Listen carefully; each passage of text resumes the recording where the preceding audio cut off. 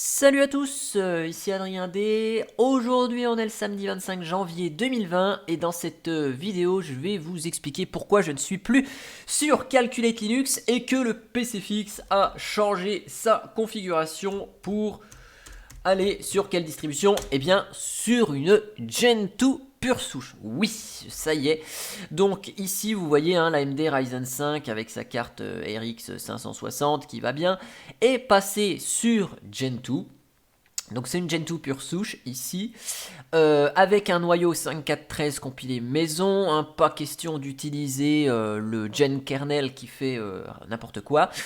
J'ai voulu compiler le noyau avec uniquement le matériel dont je dispose. Et ici, donc, vous voyez que l'environnement de bureau, c'est toujours GNOME. Oui, donc c'est toujours un GNOME 3.32. J'adore l'environnement de bureau GNOME, vous le savez. Donc, du coup, eh bien, on est parti sur cet environnement de bureau-ci. Donc c'est la même version de GNOME que Calculate Linux avec le thème Adwaita et compagnie. On a l'habitude. J'adore le thème Adwaita. Donc vous voyez, on a un GNOME qui fonctionne. Après, bien sûr, tout est installé pour que le son fonctionne. Vous avez du son ici, vous m'entendez avec mon micro Bird USB, enfin bref, tout fonctionne. On est d'accord, jusque-là, il n'y a rien d'extraordinaire. Et vous voyez, mon Dash2Dock est réinstallé, mes applications sont installées, les Gedit, les LibreOffice et tout ce que vous voulez. Tout ça, c'est réinstallé, il n'y a pas de problème. Alors, côté configuration, vous voyez, si je vous fais un sudo lvs, que je vous fais un sudo vgs, eh bien, on est toujours sur du LVM, dans mon cas, je vais pas changer ça. Ici, donc le home, c'est le même home que Calculate, le VMSSD, c'est les mêmes machines virtuelles que sur Calculate, le swap, c'est le même. J'ai juste créé un volume logique Gen 2, dans lequel j'ai installé mon système, et le root ici, c'est le root de Calculate, donc Calculate est toujours en dual boot ici. Et puis, avec l'UEFI, c'est génial parce que plutôt que de se casser la tête quand même avec Grub, vous savez, avec Grub avant, quand on était en mode BIOS, il fallait, on avait un Grub, et puis quand on avait un dual boot, qu'on mettait notre distribution Linux en dual boot à jour, il fallait qu'on retourne sur la distribution qui avait le Grub principal pour faire un Grub mkconfig. Là, c'est facile, avec le dual boot, avec la carte mère. C'est facile, vous faites F11 au boot et puis vous avez la liste des deux systèmes qui correspond à ce qu'on a dans le dossier EFI, puisque la partition EFI, vous voyez, il y a Calculate et Gen 2, et au démarrage du PC, vous avez Calculate ou Gen 2. Vous pouvez choisir celui que vous voulez, et donc peu importe si l'un ou l'autre système n'est pas listé dans le grub de l'autre, c'est pas très grave, on s'en fiche en fait, puisque tout se gère avec le démarrage, comme si on avait deux disques dans le système BIOS classique. Donc ça c'est cool. Au niveau du noyau, je vous l'ai dit rapidement, c'est un noyau 5.4.13. Bien sûr, je ne suis pas passé par un gen kernel qui fait n'importe quoi. J'ai ma config perso, avec mon noyau ici. D'ailleurs, si on fait un petit ls-lh, vous allez voir la taille énorme du noyau qui est fait aux petits oignons, puisqu'on a un noyau ici qui fait 8 mégas. Alors, il y a 2-3 bricoles que je pourrais encore optimiser, mais on a un noyau Linux qui prend 8 mégas uniquement. Initramfs ici qui est créé, oblige ici, pour la simple et bonne raison, c'est que quand on utilise du LVM, eh bien c'est intéressant quand même d'avoir un initramfs, donc je l'ai généré. J'avais envie de générer avec un petit initramfs qui est généré grâce à l'outil Dracut qui est installé ici, Dracut, utilitaire de Red Hat, et c'est lui qui me permet utilitaire de Red Hat, utilitaire développé grandement par Red Hat, et c'est cet utilitaire là qui me permet de faire quoi? Eh bien, qui me permet de générer mon initramfs. Alors, vous allez me dire, Adrien, combien de temps ça t'a pris d'installer peut-être ce système? Eh bien, pas tant que ça, finalement. Si je vous reprends avec Gen 2 Source ici, donc vous voyez ici, alors j'ai fait la mise à jour du système récemment, c'est-à-dire hier matin. Et en fait, le 23 au soir, à 21h43, donc j'ai installé mon système, j'ai compilé mon noyau 5413 et j'ai installé mon système de base. J'ai installé le système de base le 23 au soir, tranquille, et puis sans interface graphique, et puis ça s'est arrêté là, je suis allé me coucher. Sachant que j'ai eu un petit souci, c'est-à-dire que une fois que je me connectais ici, donc on va aller sur les forums Gentoo, je vais vous expliquer quand même parce que tout s'est pas passé comme prévu. J'ai eu un petit souci sur la carte, enfin souci d'affichage que j'ai eu un petit peu de mal à trouver. Ok, voilà. Donc ici, jeudi 23 au soir, hein, j'ai installé mon système, nickel. Et en fait, ce qui s'avère, c'est que une fois que ça démarrait, ça restait frisé là-dessus. Et on va dire que frisé là-dessus, frisé quand même sur une histoire d'horloge, j'y croyais moyennement. Et en fait, il s'avère que j'avais activé une option dans le noyau qui sert strictement à rien et qui bloque justement ça. Donc là, j'ai suivi évidemment hein, le tuto AMD GPU chez Gentoo, j'ai activé tout ça et en fait, il a fallu que je désactive cette option-là dans mon noyau. Donc il y a l'info dans Troubleshooting ici. Voilà. Activate AMD Secure Memory Encryption SM by default. Donc ça, c'est pas activé sur mon système. Si on l'active, on se retrouve avec un système qui est bloqué ici. Et je savais que mon système fonctionnait puisque j'arrivais depuis le téléphone à m'y connecter en SSH. Donc j'arrivais à me connecter en SSH depuis le téléphone sur mon système. Donc je savais que c'était un souci d'affichage juste avec la carte AMD. Maintenant, tout fonctionne. Alors vous allez me dire combien de temps ça t'a pris tout ça. Eh bien j'ai changé de profil hier matin, hein, donc le 24, 7h41. J'ai changé le profil. Donc je vous montre ici, profil liste. Donc j'ai fait l'installation avec le profil ici défaut 17.1. Et donc hier matin, je suis passé sur le desktop GNOME. J'ai lancé la ligne de commande de la Balkitude où j'ai mis à jour mon système, j'ai mis à jour le world. J'ai dans la foulée, donc tout en one-liner, hein, installé GNOME. J'ai installé GNOME, j'ai installé toutes les applications. Alors par contre, je vous montre un truc ici, LibreOffice. LibreOffice, ici, il est installé. Office. Ok. Donc, il est installé, mon ami LibreOffice. Hop. Il est installé. Il est là. Il est installé en version 6.3.4.2 et vous voyez, j'ai pas pris le LibreOffice Bin, hein, j'ai pris le LibreOffice normal. Vous savez, le LibreOffice qui se compile carrément. Et en fait, vous voyez, bah, il est assez rapide à lancer. Ok, donc ce LibreOffice il est compilé et il marche ma foi pas trop mal. Et juste pour info, hein, si je vous fais un petit culot LibreOffice, eh bien il s'avère que LibreOffice a mis 43 minutes à se compiler sur la machine. Je m'attendais à ce que LibreOffice soit beaucoup plus long à compiler. Finalement 43 minutes c'est assez énorme. Le logiciel qui a été le plus long à compiler, ce n'est pas WebKit GTK, je pense pas. WebKit GTK, il a mis 23 minutes à se compiler, c'est pas énorme du tout. Le logiciel le plus long à compiler, ça a été notre ami Chromium. Alors voilà, c'est lui qui détient la palme d'or de la compilation la plus longue de l'ordre de presque 3 heures. Donc voilà, vous voyez ici en fait le 24, LibreOffice, donc dans toute la ligne de commande, hein, WebKit GTK s'est installé en premier vers 10h08.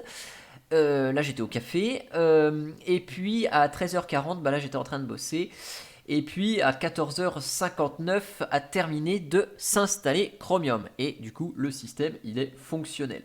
Alors niveau performance, ici ça prend un petit peu plus de mémoire. Mon système, attendez, je vais vous prendre Htop, ce sera plus facile. Donc mon système prend un tout petit peu plus de mémoire que sur Calculate Linux. Ici on a 1 Go 41, il y a OBS qui enregistre, là il y a plein de processus OBS qui se battent en duel.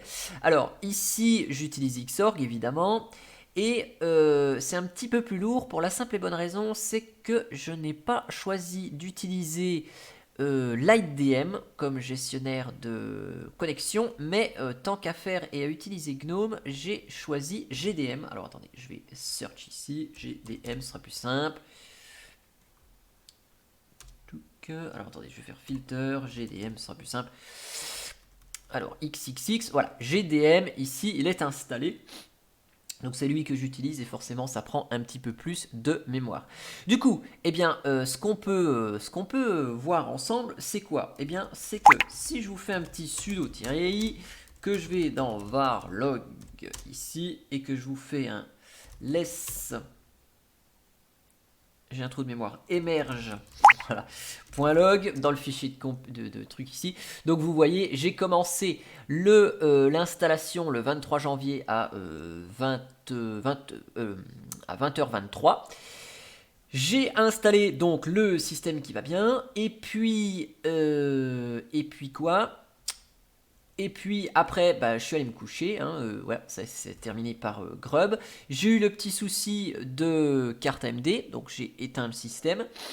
Le lendemain matin, j'ai résolu mon problème, et puis une fois que tout le système était installé, eh bien, on peut dire que le système a terminé de s'installer là où il y avait les gros paquets, 230, ok. Donc ça a tourné la matinée, hein, évidemment. Et le début d'après-midi, ok, Chromium a terminé.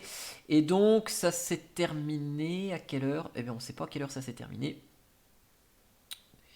Ça s'est terminé à cette date-là. Bah, c'est Chromium qui a terminé de compiler, donc ça s'est terminé à 15h.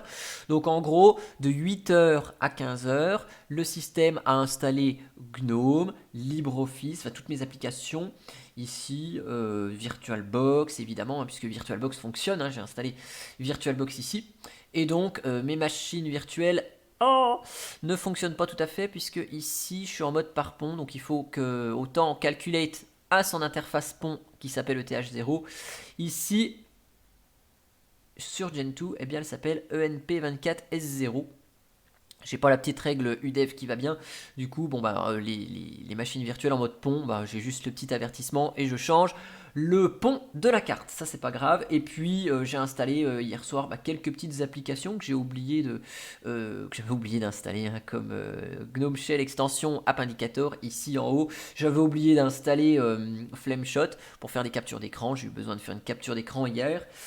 Donc voilà, j'ai installé tout ça, plus évidemment, vous avez vu, hein, l'Adrien Overlay, hein, puisque Flameshot ici, il est dans l'Adrien Overlay, donc j'ai installé l'Adrien Overlay. Et je me laisse un petit peu de temps pour faire quoi? Eh bien pour tester cette installation de Gentoo en dur sur le système, voir si ça vaut le coup de passer sur une Gentoo pure souche ou si finalement on va rester sur une calculette. En tout cas, la calculette elle est encore en dual boot.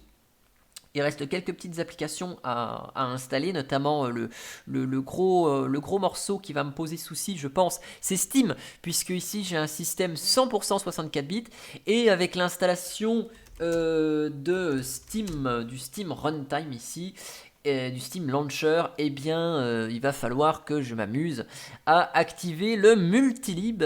Donc c'est assez facile, hein, d'activer le multilib, mais du coup juste pour ce paquet là il va falloir que j'installe du multilib dans toute ma distribution Linux Gentoo, donc ça me fait un petit peu peur, enfin ça me fait un petit peu peur, non ça fait pas peur, mais disons que ça va recompiler beaucoup de paquets, et tout ça pour un paquet qui n'est pas 64 bits aujourd'hui. Il va falloir se taper du multilib, et en fait je me pose la question. C'est pour ça que j'ai pas encore installé Steam, et hier soir j'ai joué sur Steam, mais j'ai relancé la calculette.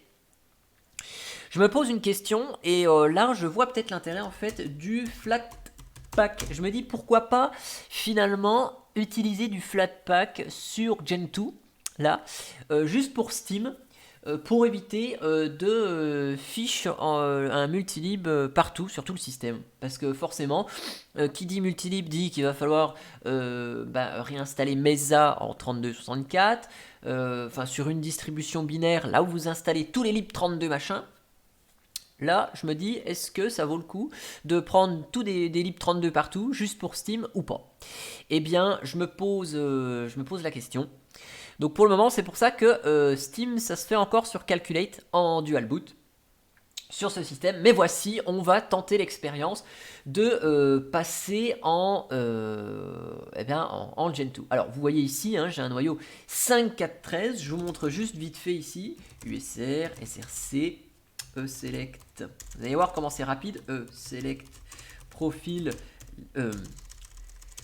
kernel list. On va se compiler le noyau au passage. Hein. Donc, on fait un select kernel 7.2. Ensuite, je copie mon Linux 5413. Je recopie mon fichier .config. Je le colle dans mon Linux. Je l'appelle .config. Ici, cd Linux. Ici, je fais un make old def config. Hop. Comme ça, alors, attendez, c'est même pas comme ça qu'il faut faire. C'est avec un J13 quand même. Hein. On a 13 CPU. D'ailleurs, le J13 n'était pas nécessaire, c'est surtout là qu'il est nécessaire, le J13. Hop, on fait un petit make J13. Donc, j'aurais pu faire un petit time quand même pour voir combien de temps ça compile. Mais vous allez voir en fait que la compilation du noyau, elle est assez rapide. Je vous accélère la vidéo et je vous reviens juste après. Vous allez voir que avec un système compilé aux petits oignons, on est dans 2 minutes de compilation, pas plus quoi. Donc là, je note, hein, j'ai lancé ça à 16 minutes d'enregistrement de cette vidéo. Et je vous reprends une fois que c'est fini. Voilà, donc on passe à 19 minutes ici d'enregistrement. Vous voyez, le noyau vient de terminer de se compiler. Donc on est de l'ordre de 3 minutes. J'avais oublié qu'entre temps, j'avais remis les firmware de AMD GPU au passage dans le noyau. Donc make module install. Hop. Make install, hop. Ensuite, on n'oublie pas un petit dracut-k vert. On va générer notre initramfs. Oh, donc là, génération de l'initramfs. Je ne précise pas hein, que je veux utiliser du LVM et compagnie puisque hop, il y a tout ce qu'il faut, including module LVM, il est là. Et ensuite, on fait le petit grub-mkconfig -o boot grub.cfg, ok, et voilà, et le noyau est 5414 est compilé, c'est magnifique, c'est magique. On fait un petit emerge @module rebuild, très important, build pour alors module sans le S, histoire juste de recompiler les modules dépendants du noyau. Dans mon cas, j'en ai qu'un seul, c'est celui de VirtualBox. Et puis après, regardez, on va redémarrer vite fait. Donc je vais couper la vidéo. Le temps du redémarrage, forcément. Et puis, je vais vous montrer que ce magnifique noyau 5414 aura démarré avec succès. D'ailleurs, vous pourrez contrôler hein, ici avec le 5413 qui est écrit ici dans le conquis. Vous voyez ça. Ah oui, puis je vais vous montrer, je vais vous faire une petite vidéo avec le téléphone pour vous montrer en fait comment se passe le dual boot, mais vous allez voir, c'est vraiment génial, c'est-à-dire que même là, en fait, si Grub, il n'a pas détecté le boot de Calculate, en fait, je m'en fiche complètement, puisque tout se fait au boot de la machine. Donc, je lance le reboot, et je vous dis à tout de suite, hein, au montage dans la vidéo. Hein. Ok, donc là, je lance le reboot, vous voyez, le système reboot, et donc ce qui est génial, voilà, franchement, ceux qui n'aiment pas l'UEFI, bon, je sais pas pourquoi, mais c'est vraiment top en plus pour du multiboot. Vous voyez, là, bon, la machine elle met du temps à démarrer, c'est ça le plus long, hein, c'est le fait d'arriver au BIOS. Ici, toc, on fait F11. Vous voyez, là, il y a quoi? Il y a Calculate, Samsung SSD, vos machins, et Gen 2. Vous voyez, et on a juste à basculer de l'un à l'autre, et toc, on fait ça, et vous voyez, on a le grub de Gen 2. C'est magnifique quand même, hein. Et donc là, eh bien, le système démarre. Bon, j'ai pas mis de Plymouth et de compagnie, hein, c'est ok. Donc ça, c'est l'initramfs. Ça, c'est le système qui boot, super rapide. Ici, la session. Donc vous voyez, c'est bien GDM hein, que j'utilise ici. Hop. Super mot de passe. Hop, et je vous reprends avec OBS. Chose première, chose due, je vous reprends avec OBS, vous voyez le noyau 5414, il est ici, et donc si je vous fais un petit ici uname-a, et bien vous voyez, le noyau 5414, il est là, ok, et un système qui démarre tout propre, vous voyez, je suis à 1 Go 33 moins 3,8% des 16 Go. Hein, donc si vous voulez faire le calcul pour savoir exactement combien ça prend, eh bien 16 fois 1024, ça fait tout ça. 3,8%, ça fait ça, ok. Donc vous enlevez 622 mégas à 1 Go 35, donc moins 622, et ben ça veut dire qu'on a un GNOME avec GDM sur ce système Gen 2 qui a vide, enfin vide, entre guillemets, hein, parce qu'il faut enlever aussi Telegram qui est lancé ici, il faut enlever Flameshot qui s'est lancé ici, et puis si vous voulez vraiment la config juste de GNOME, il faut enlever la taille de conquis, donc enlevons 28 mégas pour Telegram, Flameshot, parce que c'est pas grand chose, plus conquis, et en gros on a un GNOME fonctionnel avec bien sûr le son, l'accès à Nextcloud intégré, tout ça. On a tout ça pour la modique somme de 700 mégaoctets de mémoire RAM.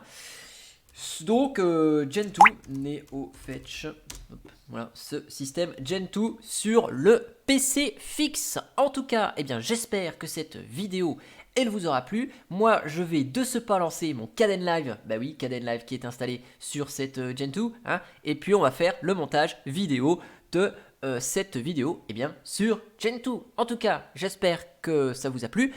N'hésitez pas à commenter dans les commentaires, hein, sont là pour ça. Et moi, je vous dis à bientôt pour une prochaine vidéo. Allez, ciao ciao!